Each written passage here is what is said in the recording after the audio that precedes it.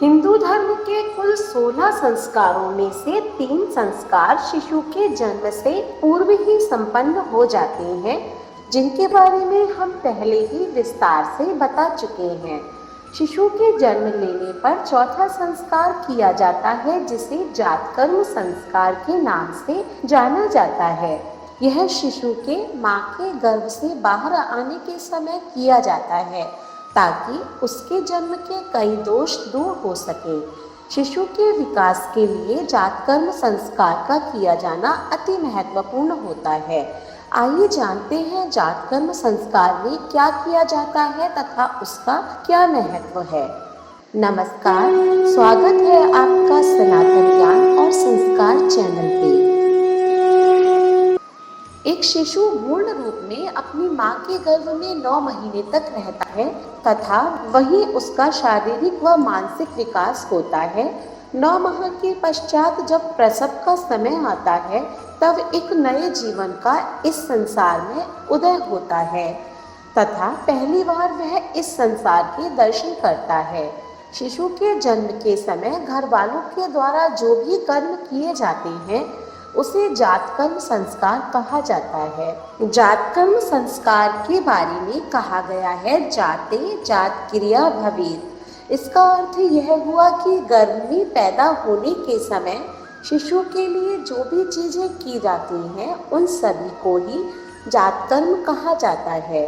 मान्यता है कि जन्म लेने के बाद जो बच्चा बाहर आता है, वह सूतक होता है।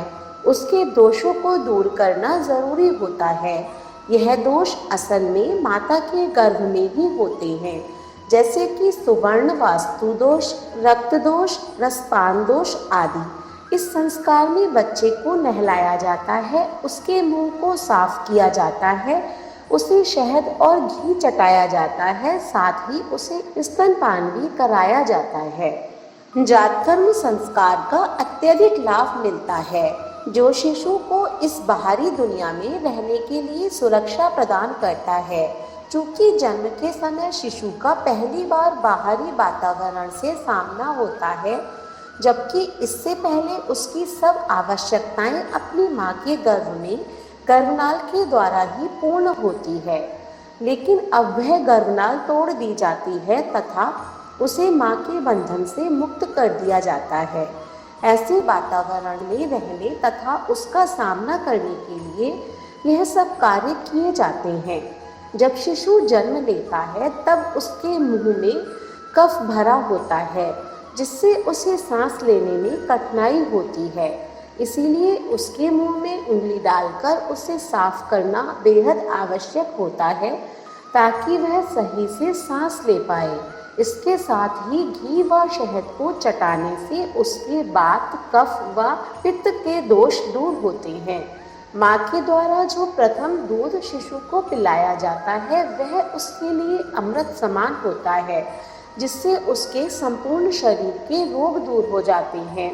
जातकर्म संस्कार को करने से शिशु को रक्त व मूत्र संबंधी समस्याएं नहीं होती तथा वह स्वस्थ रहता है।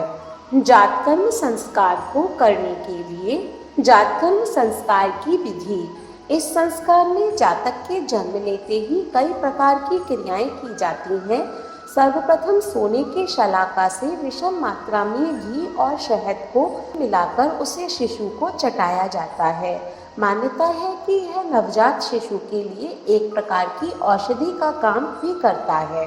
शिशु के जन्म लेने पर पिता को अपने कुल देवता व घर के बड़े बुजुर्गों को नमस्कार करने के पश्चात ही पुत्र का मुख देखना चाहिए।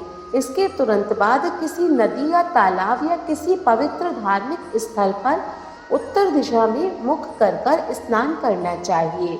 मान्यता यह भी है कि शिशु का जन्म मूल ज्येष्ठा या फिर किसी अन्य अशुभ मुहूर्त में हुआ हो, तो पिता को शिशु का मुख देखे बिना ही स्नान करना चाहिए। जातकर्म संस्कार के दौरान की जाने वाली क्रियाएं।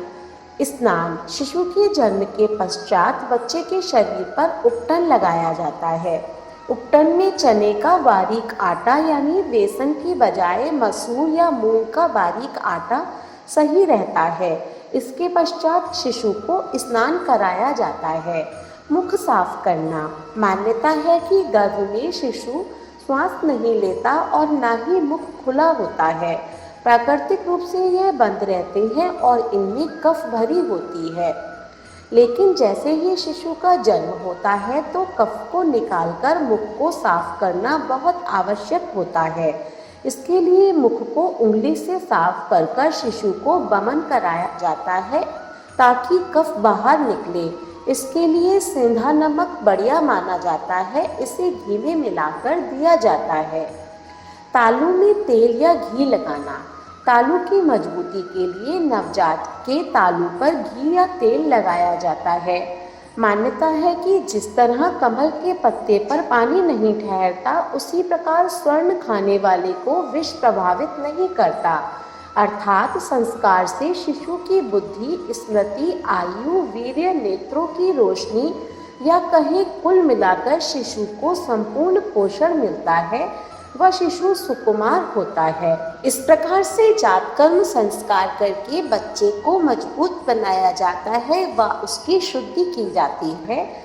हमें उम्मीद है कि आज की वीडियो से आपको कुछ आवश्यक जानकारी प्राप्त हुई होगी। वीडियो अच्छी लगे तो इसे लाइक करें और ज़्यादा से ज़्यादा शेयर करें। ऐसी ही धार्मिक वीडियोस देखने के लिए हमारे चैनल को सब्सक्राइब करें। धन्यवाद।